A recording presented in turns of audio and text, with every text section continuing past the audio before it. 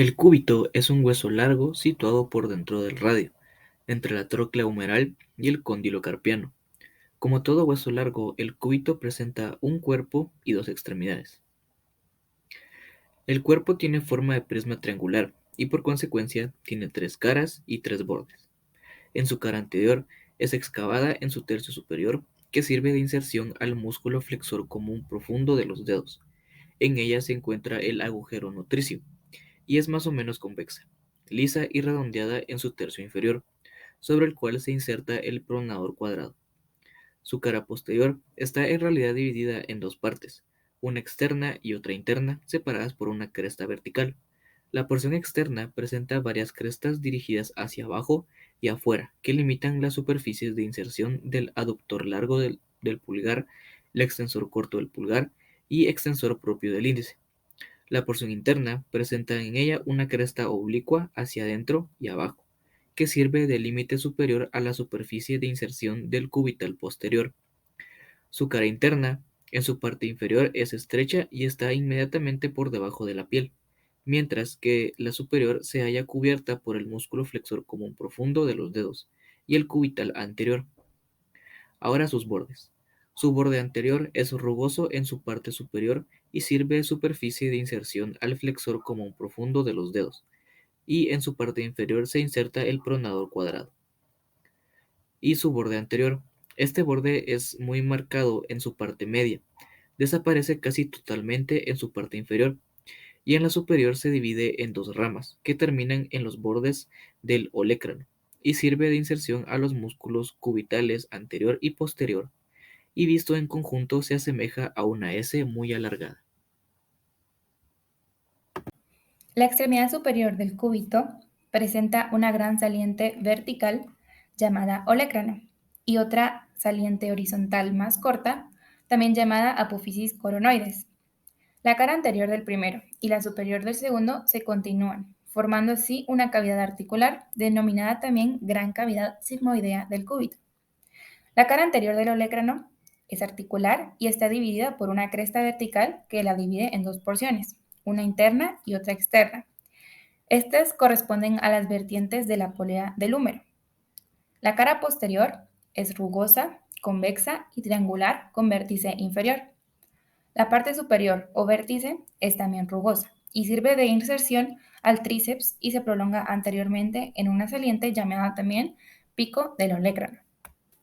La apófisis coronoides tiene forma de pirámide cuadrangular, cuya base se confunde con el hueso y cuyo vértice está dirigido hacia adelante y ligeramente doblado hacia arriba. Este recibe el nombre de pico de la apófisis coronoides. La cara superior es articular y presenta una cresta anteroposterior, que esta es la continuación de la cresta holocraniana, que se corresponde con la garganta de la tróclea humeral. La cara inferior, donde se inserta el músculo branquial anterior, es rugosa y con frecuencia se observa debajo de ella un pequeño tubérculo subcoronoideo. Ahora, hablando de la extremidad inferior, esta se determina por dos salientes. El externo o cabeza del cúbito, que es de mayor volumen, es redondeado y es liso, articulándose por fuera con la pequeña cavidad sigmoidea del radio. También, por debajo, corresponde el ligamento triangular de la articulación de la muñeca. El otro saliente está situado adentro y atrás del anterior. Es cónico y se llama apófisis estiloides del cúbito. En su vértice se inserta el ligamento lateral interno de la articulación de la muñeca. Por su parte posterior, la apófisis estiloides se halla separada de la cabeza del cúbito por un canal donde se desliza el tendón del cubital posterior. Ahora, hablando un poco de la estructura del cúbito, el cúbito está formado por tejido esponjoso. El radio es un hueso largo situado por el lado externo del cúbito entre el hueso húmero y el hueso carpo. Presenta un cuerpo o una diapófisis, también presenta dos extremidades o también epífisis, tiene forma de prisma triangular y por lo tanto presenta tres caras y tres bordes. Tiene una cara anterior, una cara posterior y una cara externa. Cuenta con tres bordes, un borde anterior, un borde posterior y un borde interno. También el hueso radio presenta dos extremidades. Una extremidad superior, que la extremidad superior, la cabeza de radio, tiene forma de cilindro. En la cara superior presenta la cúpula del radio donde se articula con el cóndilo del húmero. La cabeza del radio se encuentra unida al carpo por una porción estrecha o también cuello. Su extremidad inferior tiene forma de pirámide cuadrangular, presenta una cresta anterio-posterior que la divide en dos porciones, que va a ser la porción externa que se articula con el escafoides y la interna cuadrilátera lo hace con el semilunar. Esta extremidad inferior va a presentar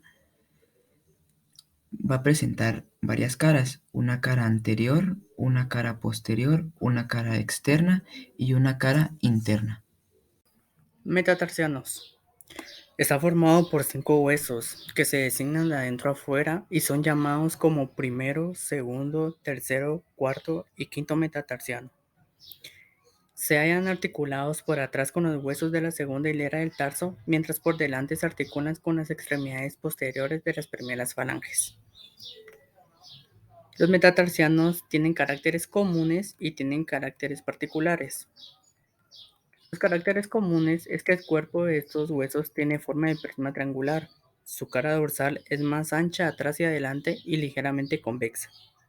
Las dos caras laterales limitan con las correspondientes de los metatarsianos adyacentes. Tiene 3 bordes. Uno es inferior o plantar de concavidad vuelta hacia abajo, mientras los otros 2 son laterales. La extremidad posterior presenta en su cara posterior una superficie articular de forma triangular y base superior que se articula con los huesos del tarso. La extremidad anterior presenta una superficie convexa, lisa y articular llamada cabeza, la cual es más ancha en su porción plantar y aplanada transversalmente. Ahora, caracteres particulares de los metatarsianos. Primer metatarsiano. Posee un cuerpo voluminoso cuya extremidad posterior está dotada de una superficie articular cóncava de forma de media luna. En la unión de su cara externa con la inferior existe otro tubérculo llamado apófisis estiloides. El segundo metatarsiano es el más largo de todos y su extremidad posterior termina en una superficie triangular de base superior. El tercer metatarsiano. La extremidad posterior termina en una cara, también triangular, destinada a la tercera cuña. El cuarto metatarsiano, la faceta de su extremidad posterior se articula con el cuboides, es cuadrangular y plana. El quinto metatarsiano, la faceta de la base de su extremidad posterior es de forma triangular y se articula con el cuboides. Presenta una saliente muy marcada conocido con el nombre de apófisis estiloides del quinto metatarsiano.